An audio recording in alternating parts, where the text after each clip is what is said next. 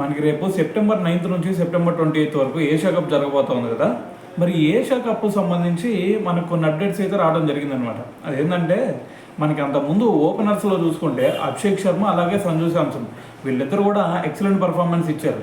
So కాబట్టి రేపు జరగబోయే ఏషియా కప్కి కూడా మరి ఎటువంటి చేంజెస్ చేసే సిచ్యువేషన్ అయితే కనిపించట్లేదు ఇది మనకి ఆ ఓపెనర్స్ విషయంలో.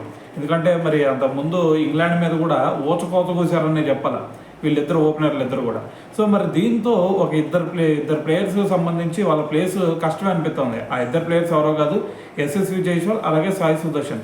సో మరి వీళ్ళిద్దరికి ప్లేస్ దక్కకపోవచ్చు అనే న్యూసే బయటకు వస్తూ ఉందన్నమాట.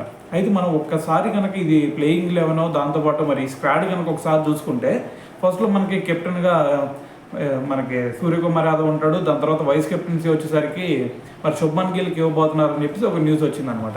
అయితే ఇది పక్కన పెడితే మనకి టాప్ ఆర్డర్లో చూసుకుంటే మనకి అభిషేక్ శర్మ, సంజు శాంసన్ వీళ్ళిద్దరు ఆడతారు. దాని తర్వాత శుభ్మన్ గిల్ తర్వాత తిలక్ వర్మ వస్తాడు. దాని తర్వాత వచ్చేసరికి మనకి సూర్యకుమార్ యాదవ్, దాని తర్వాత శివన్ డుబే, హార్దిక్ పాండ్యా, దాని తర్వాత స్పిన్ ఆల్రౌండర్స్ కింద వచ్చేసరికి అక్షర్ పటేల్, వాషింగ్టన్ సుందర్ ఉంటారనమాట. దాని తర్వాత స్పెషలిస్ట్ స్పిన్నర్లో వచ్చేసరికి కుల్దీప్ యాదవ్, దాని తర్వాత వరుణ్ చక్రవర్తి. సో దాని తర్వాత పేస్ బౌలర్ల విషయంలో కనుక ఒకసారి చూసుకుంటే మనకి బుమ్రా అవైలబుల్గా ఉంటాడా లేదా అనే డౌట్. కానీ సో మరి ఒకవేళ అవైలబుల్గా ఉంటే ఖచ్చితంగా ఆ ప్లేస్లో బుమ్రా వచ్చే ఛాన్స్ ఉంది. దాని తర్వాత వచ్చేసరికి లెఫ్ట్ ఆర్మ్ పేసర్ అయిన హర్షదీప్ సింగ్, దాని తర్వాత మనకి ఆకాశ్దీప్ ఇక్కడ ఉన్నాడు కాబట్టి సో మరి హర్షిత్ రాణా ప్లేస్ దక్కించుకునే ఛాన్స్ ఉంది. ప్రసిద్ధ్ కృష్ణ ఉండే ఛాన్స్ అయితే కనిపిస్తూ ఉందన్నమాట.